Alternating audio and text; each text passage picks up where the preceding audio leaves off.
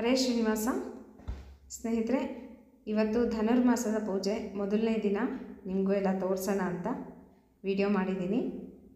ನಿನ್ನೆ ಒಬ್ಬರು ಕಮೆಂಟ್ ಹಾಕಿದರು, ಧನುರ್ಮಾಸದ ಪೂಜೆಯಲ್ಲಿ ಎಲ್ಲ ರಂಗೋಲಿಗಳನ್ನು ಬೆಳಗ್ಗೆ ಹಾಕ್ಕೊಳ್ಳೋದಕ್ಕಾಗೋದಿಲ್ಲ, ಹೇಗೆ ನೀವು ಪೂಜೆ ಮಾಡ್ತೀರಾ ತೋರಿಸ್ಕೊಡಿ ಅಂತ. ಹಿಂದಿನ ದಿವಸ ಹಾಕಿರೋ ರಂಗೋಲಿ ಮತ್ತು ದೇವ್ರ ಮೇಲಿನ ಹೂವು ಎಲ್ಲವನ್ನು ತೆಗೆದುಬಿಟ್ಟು ದೇವ್ರ ಕಟ್ಟೆ ಎಲ್ಲ ನೀಟಾಗಿ ಒರೆಸ್ಕೊಂಡಿದ್ದೀನಿ. ಒರೆಸ್ಕೊಂಡು ರಂಗೋಲಿ ಹಾಕ್ಕೊಂಡು ಇವಾಗ ನಾನು ಮಣೆ ಇಟ್ಬಿಟ್ಟು ಗೌರಿ ಪೆಟ್ಟಿಗೆ ಅಷ್ಟೇ ತೊಳ್ಕೊಂಡು, ಮಂಗಳವಾರ ಆಗಿತ್ತಲ್ವ ಸ್ನೇಹಿತರೆ, ಹಾಗಾಗಿ ಗೌರಿ ಪೆಟ್ಟಿಗೆ ಎಲ್ಲ ತೊಳ್ಕೊಂಡು ಫೋಟೋಗಳೆಲ್ಲ ಒರೆಸ್ಕೊಂಡು ರಂಗೋಲಿಗಳನ್ನು ಹಾಕ್ಕೊಂಡಿದ್ದೀನಿ. ಈಗ ನಿಮಗೆ ದಿನನಿತ್ಯ ಎಲ್ಲ ರಂಗೋಲಿ ಹಾಕೋದಕ್ಕಾಗೋದಿಲ್ಲ ಅಂತಂದರೆ ನಿಮ್ಗೆ ಎಷ್ಟು ಸಾಧ್ಯನೋ ಅಷ್ಟು ಮುಖ್ಯವಾಗಿ ಹಾಕುವಂತಹ ರಂಗೋಲಿಗಳನ್ನು ಹಾಕ್ಕೊಳ್ರಿ. ಆಮೇಲೆ ಪೂಜೆ ಸಿಂಪಲ್ಲಾಗಿ ಮಾಡಿಕೊಳ್ರಿ. ದಿನನಿತ್ಯ ಏನೋ ದೇವ್ರನ್ನ ತೊಳೆಯೋ ಇರೋದಿಲ್ಲ. ಮುಖ್ಯವಾದ ದಿನಗಳು ಶುಕ್ರವಾರ, ಮಂಗಳವಾರ, ನಿಮ್ಗೆ ಯಾವತ್ತು ಫ್ರೀ ಅನ್ನಿಸ್ತೀರೋ ಅವತ್ತು ದೇವರುಗಳನ್ನು ತೊಳ್ಕೊಂಡು ಪೂಜೆ ಮಾಡಿಕೊಳ್ರಿ. ಮತ್ತು ನಾನಿಲ್ಲಿ ಪ್ರಸಾದ ಮುಂಚೆನೇ ಮಾಡಿಟ್ಕೊಂಡಿದ್ದೆ. 4 ಗಂಟೆಗೇ ಎದ್ಬಿಟ್ಟು ಮನೆ ಸಾರಿಸ್ಕೊಂಡು ಎಲ್ಲ ಮಾಡಿಕೊಂಡು ಮತ್ತು ತಲೆ ಸ್ನಾನವೂ ಮಾಡಿಕೊಂಡು ಹಾಗೆ ಪ್ರಸಾದ ಫಸ್ಟ್ ಮಾಡಿಟ್ಕೊಂಡ್ಬಿಟ್ಟೆ, ಸ್ವಲ್ಪ ತಣ್ಣಗಾಗುತ್ತೆ ನೈವೇದ್ಯಕ್ಕೆ ಅಂತ. ಆಮೇಲೆ ಇವಾಗೆಲ್ಲ ಕಟ್ಟೆ ಸಾರಿಸ್ಕೊಂಡು ಗೌರಿ ಪೆಟ್ಟಿಗೆ ಎಲ್ಲ ತೊಳ್ಕೊಂಡ್ಬಿಟ್ಟು, ಸ್ವಲ್ಪ ನನಗೂ ಲೇಟ್ ಆಯಿತು ಸ್ನೇಹಿತರೆ ಇವತ್ತು. ಅದಕ್ಕೋಸ್ಕರ ಬೇಗನೆ ಸ್ವಲ್ಪ ಅರ್ಜೆಂಟಾಗಿಯೇ ಮಾಡಿಕೊಂಡೆ. ಯಾಕಂದರೆ ಮತ್ತೆ ತೀರಾ ಬೆಳಕಾಗ್ಬಿಡುತ್ತೆ ಅಂತ. ನಕ್ಷತ್ರ ಇರೋದ್ರೊಳಗೇ ನೈವೇದ್ಯ ಆಗಬೇಕು. ಬೆಳಕಾದಮೇಲೆ ಮಾಡುವಂಥ ಪೂಜೆ ನೈವೇದ್ಯಕ್ಕೆ ಫಲ ಇಲ್ಲ ಅಂತ ಹೇಳಿದೆ ನಿಮಗೆ. ಹಾಗಾಗಿ ಸ್ವಲ್ಪ ಬೇಗನೆ ಮಾಡಿಕೊಂಡೆ. ಸಿಂಪಲ್ಲಾಗಿ ಈಸಿಯಾಗಿ ದಿನನಿತ್ಯ ಹಾಕುವಂಥ ರಂಗೋಲಿಗಳನ್ನು ಹಾಕ್ಕೊಂಡೆ. ಇಲ್ಲಿ ನೋಡ್ರಿ, ದೀಪಗಳನ್ನು ಹಚ್ತಾ ಇದ್ದೀನಿ. ದೀಪ ಹಚ್ಚಿಬಿಟ್ಟು ರಂಗೋಲಿಗಳನ್ನು ಹಾಕ್ಕೊಂಡಾದಮೇಲೆ ನಾನು ಫೋಟೋಗಳನ್ನೆಲ್ಲ ಒರೆಸ್ಕೊಂಡು ಎಲ್ಲ ಅರಿಶಿನ ಕುಂಕುಮ ಹೂವೆಲ್ಲ ಏರಿಸ್ಬಿಟ್ಟು ಪೂಜೆ ಮಾಡಿಕೊಂಡೆ. ಈಗ ನಿಮಗೆ ತೋರಿಸ್ತಾ ಇದ್ದೀನಲ್ವ, ದಿನನಿತ್ಯ ಹಾಕುವಂಥ ರಂಗೋಲಿಗಳನ್ನು ಹಾಕ್ತಾ ಇದ್ದೀನಿ. ಬೇರೆ ರಂಗೋಲಿಗಳನ್ನು ಹಾಕ್ತಾ ಇರ್ತೀನಿ. ಹಾಗಾಗಿ ನೀವೂ ಅಷ್ಟೇ ಮಾಡ್ಕೊಳ್ರಿ ಸ್ನೇಹಿತರೆ. ಎಲ್ಲ ರಂಗೋಲಿಗಳನ್ನು ಹಾಕ್ತಾ ಕೂತ್ಕೊಂಡ್ರೆ ನಮಗೆ ಸಮಯ ಸಾಲೋದಿಲ್ಲ. ನೀವು ಬೆಳಗ್ಗೆ 4 ಗಂಟೆಗೆ ಎದ್ರೂ ಅಟ್ಲೀಸ್ಟ್ ಕಸ ಗುಡಿಸ್ಕೊಂಡು ನಾವು ಒರೆಸ್ಕೊಂಡು ಮನೆಯೆಲ್ಲ ಕ್ಲೀನ್ ಮಾಡಿಕೊಂಡು ಸ್ನಾನ ಮಾಡ್ಕೊಂಡು ಬರೋದ್ರಲ್ಲಿನೇ ಟೈಮ್ ಆಗಿಬಿಡುತ್ತೆ. ಅಲ್ಲಿ ಹೆಂಗೆ ಹೋಗುತ್ತೆ ಟೈಮ್ ಅಂತಲೇ ಗೊತ್ತಾಗೋದಿಲ್ಲ. ಹಾಗಾಗಿ ನಮ್ಗೆ ಅಲ್ಲೇ ಸ್ವಲ್ಪ ಟೈಮ್ ಹೋಗೋದ್ರಿಂದ 4:15 ಎದ್ರೂ ಸಹ ನೀವು 5:05 ಆಗಿಬಿಡುತ್ತೆ. ಎಷ್ಟೂ ಆಗೋದ್ರಲ್ಲಿ ಕೆಲಸ. ನೀವು 5:30 6:30 ಒಳಗಡೆ ಪೂಜೆ ಮುಗಿಸ್ಬೇಕಾಗತ್ತೆ. ಅದಕ್ಕೋಸ್ಕರ ನೋಡಿಕೊಂಡು ಎಷ್ಟು ಸಾಧ್ಯನೋ ಅಷ್ಟು ರಂಗೋಲಿಗಳನ್ನು ಹಾಕ್ಕೊಂಡು ಪೂಜೆ ಮಾಡಿಕೊಳ್ರಿ. ದಿನನಿತ್ಯ ದೇವ್ರ ಫೋಟೋ ಏನು ಒರೆಸೋ ಅವಶ್ಯಕತೆ ಇಲ್ಲ. ಆಮೇಲೆ ಕೆಲವೊಬ್ಬರು ಪ್ರಶ್ನೆ ಕೇಳಿದ್ರಿ, ಎಲ್ಲ ದೇವರುಗಳನ್ನು ತೊಳೆದು ಪೂಜೆ ಮಾಡ್ಕೋಬೇಕಾ ಅಥವಾ ಬೇರೆ ಪೂಜೆ ಮಾಡಬೇಕಾ, ಹೇಗೆ ನೈವೇದ್ಯ ಬೇರೆ ಮಾಡಬೇಕಾ ಅಂತ. ಹಾಗೇನಿಲ್ಲ. ನೀವು ನಿಮ್ಮ ಮನೆಯಲ್ಲಿ ದೇವರುಗಳನ್ನು ಬೇರೆ ಇಟ್ಟಿದ್ದೀವಿ ಮಡಿಯಿಂದ, ನಾವು ಫೋಟೋ ಪೂಜೆ ಮಾಡ್ಬೋದಾ ಅಂತಲೂ ಒಬ್ಬರು ಕೇಳಿದ್ರಿ. ಹಾಗೂ ಮಾಡ್ಕೋಬೋದು.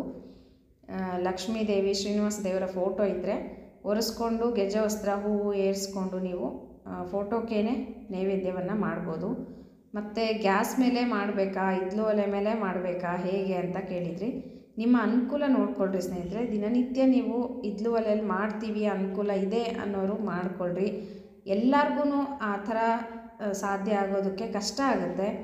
ಕೆಲವೊಬ್ರಿಗೆ ಅನಾನುಕೂಲಗಳಿರುತ್ತೆ. ಕೆಲವೊಬ್ರು ಮನೆಗಳಲ್ಲಿ ಇರೋದಿಲ್ಲ ಇದ್ಲು ಒಲೆಗಳು, ಅವರು ಮಾಡ್ತಾ ಇರಲ್ಲ. ಅಂಥವ್ರಿಗೆಲ್ಲ ನಾವು ಹೇಳೋದಕ್ಕೆ ಆಗೋದಿಲ್ಲ ಹೀಗೆ ಮಾಡಬೇಕು ನೀವು ಅಂತ. ಹಾಗಾಗಿ ಗ್ಯಾಸ್ ಸ್ಟವ್ ಎಲ್ಲ ನೀಟಾಗಿ ಕ್ಲೀನಾಗಿ ಒರೆಸ್ಕೊಂಡು ನೀವು ತೊಳ್ಕೊಂಡು ಆಮೇಲೆ ಮಾಡ್ಕೋಬೋದು. ಗ್ಯಾಸ್ ಮೇಲೆ ಮಾಡ್ಕೋಬೋದು. ಮಡಿ ದೇವ್ರಿಗೆ ಮಾತ್ರ ಗ್ಯಾಸ್ ಮೇಲೆ ಮಾಡಿದ್ದು ಬರೋದಿಲ್ಲ. ಇವಾಗ ನೋಡಿರಿ, ಆಲ್ಮೋಸ್ಟ್ ಎಲ್ಲ ರಂಗೋಲಿಗಳನ್ನು ಹಾಕ್ಕೊಂಡೆ. ನಾನು ಕೆಲವೊಂದು ದಿನಗಳಲ್ಲಿ ಕೆಲವೊಂದು ವಿಶೇಷವಾದ ರಂಗೋಲಿಗಳನ್ನು ಹಾಕ್ತೀನಿ. ಮಂಗಳವಾರ, ಶುಕ್ರವಾರ ದಿನಗಳಲ್ಲಿ ಬೇರೆ ಹಾಕ್ತೀನಿ. ಮತ್ತು ದಿನನಿತ್ಯ ಸ್ವಲ್ಪ ಬೇರೆ ರಂಗೋಲಿಗಳನ್ನು ಹಾಕ್ತೀನಿ. ಸ್ನೇಹಿತರೆ, ಎಲ್ಲ ರಂಗೋಲಿಗಳನ್ನು ನಾನು ತೋರಿಸಿದ್ದೀನಿ. ಈಗ ನಾನು ಹಾಕ್ತಕ್ಕಂಥ ಎಲ್ಲ ರಂಗೋಲಿನೂ ಚಾನಲಲ್ಲಿ ಹಾಕಿದ್ದೀನಿ. ನಿಮ್ಗೆ ಯಾವ್ದು ಅನುಕೂಲ ಆಗುತ್ತೋ ಅದನ್ನು ಹಾಕ್ಕೊಳ್ರಿ.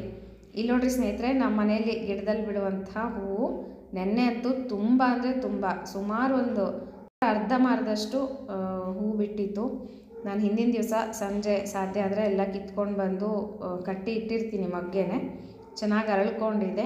ಈಗೆಲ್ಲ ಅಲಂಕಾರನೂ ಆಯಿತು ಮತ್ತು ರಂಗೋಲಿಗಳು ಆಯಿತು. ಈಗ ನಾನು ತುಪ್ಪದ ದೀಪಗಳನ್ನು ಹಚ್ಚಿಟ್ಟು ನೈವೇದ್ಯ ಮಾಡಿಬಿಟ್ಟು ಆಮೇಲೆ ತುಳಸಿ ಪೂಜೆ ಎಲ್ಲ ಮಾಡ್ಕೊತೀನಿ.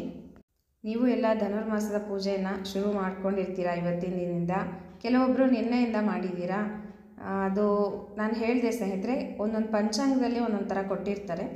ನಮ್ಮ ಉತ್ತರಾದಿ ಮಠದ ಪಂಚಾಂಗದಲ್ಲಿ ಮಂಗಳವಾರದಿಂದ ಧನುರ್ಮಾಸದ ಪೂಜೆ ಅಂತ ಕೊಟ್ಟಿದ್ರು. ಹಾಗಾಗಿ ನಾನು ಮಂಗಳವಾರದಿಂದಲೇ ಶುರು ಮಾಡ್ಕೊಂಡಿದ್ದೀನಿ. ಏನೂ ತೊಂದರೆ ಇಲ್ಲ, ನಾವು ಹಿಂದಿನ ದಿನದಿಂದ ಮಾಡ್ತಾ ಇದ್ದೀವಿ ಅಂದರೆ ಏನು ತೊಂದರೆ ಇಲ್ಲ, ಅದರಲ್ಲಿ ಏನು ಪ್ರಾಬ್ಲಮ್ ಇಲ್ಲ, ಮಾಡ್ಕೋಬೋದು. ನೋಡಿರಿ, ಈಗ ನಾನೆಲ್ಲ ಪೂಜೆ ಆಯಿತು, ದೀಪಗಳನ್ನು ಹಚ್ಚಿದ್ದೀನಿ, ತುಪ್ಪದ ದೀಪಗಳನ್ನು. ಇವಾಗ ನೈವೇದ್ಯ ಆಯಿತು, ಆರತಿನೂ ಸಹ ಮುಗಿಸ್ಕೊಂಡೆ. ಇಷ್ಟೇ ಸಿಂಪಲ್ಲಾಗಿ ನಾನು ಪೂಜೆ ಮಾಡ್ಕೊಂಡು ಬಿಡ್ತೀನಿ ಸ್ನೇಹಿತರೆ. ಆಮೇಲೆ ಇನ್ನೂ ಕೆಲವೊಂದು ಪ್ರಶ್ನೆ ಕೇಳಿದ್ರಿ. ದಿನನಿತ್ಯ ಹುಗ್ಗಿ ಗೊಜ್ಜು ಎರಡೂ ಮಾಡಿ ನೈವೇದ್ಯ ಮಾಡಬೇಕಾ, ಸಿಹಿ ಪೊಂಗಲ್ ಮಾಡ್ಬೋದಾ ಅಂತಲೂ ಕೇಳಿದ್ರಿ. ಗೊಜ್ಜು ಮಾಡಲೇಬೇಕು ಅಂತ ಏನಿಲ್ಲ ಸ್ನೇಹಿತರೆ, ಹುಗ್ಗಿ ಮಾಡಿದ್ರೆ ಸಾಕು. ಪ್ರತಿನಿತ್ಯ ಕೆಲವೊಬ್ಬರಿಗೆ ಅದನ್ನು ಮಾಡೋದಕ್ಕಾಗೋದಿಲ್ಲ ಅಂತ ಇರ್ತಾರೆ, ಕೆಲಸಗಳಿಗೆ ಹೋಗೋರಿಗೆ ತೊಂದರೆ ಆಗುತ್ತೆ ಅಂಥವರು ಕೆಲವೊಂದು ದಿನ ಬಿಟ್ಟು ದಿನಾನೋ ಅಥವಾ 2 ದಿನಕ್ಕೆ ಒಂದು ಸಲನಾದರೂ ಹುಗ್ಗಿಯನ್ನು ಮಾಡಿ ನೈವೇದ್ಯ ಮಾಡ್ಬೋದು. ಇಲ್ಲಾಂದರೆ ನೀವು ಹಾಲು ಸಕ್ಕರೆ ಹಣ್ಣು ಆಮೇಲೆ ಡ್ರೈ ಫ್ರೂಟ್ಸು ಏನಾದರೂ ನೈವೇದ್ಯವನ್ನು ಮಾಡ್ಬೋದು. ಈಗ ನೋಡಿರಿ, ಇದಿಷ್ಟ ಆಯ್ತಲ್ಲ, ನಾನು ತುಳಸಿ ಪೂಜೆ ಎಲ್ಲ ಮಾಡಿಕೊಂಡು ಇದಿಷ್ಟು ಪೂಜೆ ಮುಗೀತು ಸ್ನೇಹಿತರೆ. ಇದು ನನ್ನ ಧನುರ್ಮಾಸದ ಮೊದಲನೇ ದಿನದ ಪೂಜೆ. ಎಲ್ಲರೂ ತೋರಿಸ್ಕೊಡ್ರಿ ನೀವು ಹೇಗೆ ಮಾಡ್ತೀರಾ ಅಂತ ಕೇಳಿದ್ರಿ. ಅದಕ್ಕೋಸ್ಕರ ಸಿಂಪಲ್ಲಾಗಿ ಒಂದು ಚಿಕ್ಕ ವಿಡಿಯೋ ನಿಮಗಾಗಿ ಹಾಕಿದ್ದೀನಿ. ಈಗ ನಾನು ಇಷ್ಟು ಪೂಜೆಯನ್ನು ಮಾಡ್ಕೊಂಡಲ್ಲ, ಮಂಗಳವಾರ ಅಂತ ನಾನು ಗೌರಿ ಪೆಟ್ಟಿಗೆ ಎಲ್ಲ ತೊಳ್ಕೊಂಡು ಫೋಟೋ ಎಲ್ಲ ಒರೆಸ್ಕೊಂಡೆ. ಈಗ ನಾಳೆಯಿಂದ ಏನು ನಾನು ಗೌರಿ ಪೆಟ್ಟಿಗೆ ತೊಳೆಯೋದು, ಫೋಟೋ ಒರೆಸೋದು ಇದನ್ನೆಲ್ಲ ಏನು ಮಾಡೋದಿಲ್ಲ. ಬಾಡಿದಂತಹ ನಿರ್ಮಲ್ಯವನ್ನಷ್ಟೇ ತೆಗೆದು ಎಲ್ಲ ಸ್ವಚ್ಛ ಮಾಡಿಕೊಂಡು ಮತ್ತೆ ಕಟ್ಟೆ ಒರೆಸ್ಕೊಂಡು ರಂಗೋಲಿ ಹಾಕ್ಕೊಂಡು ಬೇರೆ ಹೂವನ್ನು ಇರಿಸಿ ಪೂಜೆ ಮಾಡ್ಕೊತೀನಿ, ಅರ್ಶಿನ ಕುಂಕುಮ ಇರಿಸಿ. ನೀವು ಸಹ ಅಷ್ಟೇ ಮಾಡ್ಕೋಬೋದು ಸ್ನೇಹಿತರೆ. ಇನ್ನು ತುಳಸಿ ಪೂಜೆ, ತುಳಸಿ ತೀರ್ಥ ಹೇಗೆ ತೊಗೋಬೇಕು ಅಂತ ತುಂಬ ಜನ ಕಮೆಂಟ್ಗಳನ್ನು ಹಾಕ್ತಾಯಿದ್ರಿ. ನಾನು ನಾಳೆ ದಿವಸ ತುಳಸಿ ಪೂಜೆನ ಹೇಗೆ ಮಾಡ್ಕೊಳ್ಳೋದು, ತುಳಸಿ ತೀರ್ಥವನ್ನು ಹೇಗೆ ತೊಗೊಳ್ಳೋದು ಅಂತ ನಿಮಗೆ ತೋರಿಸ್ಕೊಡ್ತೀನಿ. ಈಗಾಗಲೇ ಒಂದು ಸಲ ತೋರಿಸಿದ್ದೆ ಸ್ನೇಹಿತರೆ ನಾನು, ಮತ್ತು ತುಂಬ ಜನ ಕೇಳ್ತಾ ಇದ್ದೀರಿ. ಆದ ಕಾರಣ ನಾಳೆ ದಿವಸ ತುಳಸಿ ಪೂಜೆಯನ್ನು ತೋರಿಸ್ಕೊಡ್ತೀನಂತೆ. ನೋಡಿರಿ, ಇವತ್ತಿನ ದಿನದ ಧನುರ್ಮಾಸದ ಮೊದಲನೇ ಪೂಜೆ. ಮತ್ತು ಮುಂದಿನ ವಿಡಿಯೋದಲ್ಲಿ ಸಿಗ್ತೀನಿ ಸ್ನೇಹಿತರೆ. ಹರೇ ಶ್ರೀನಿವಾಸ.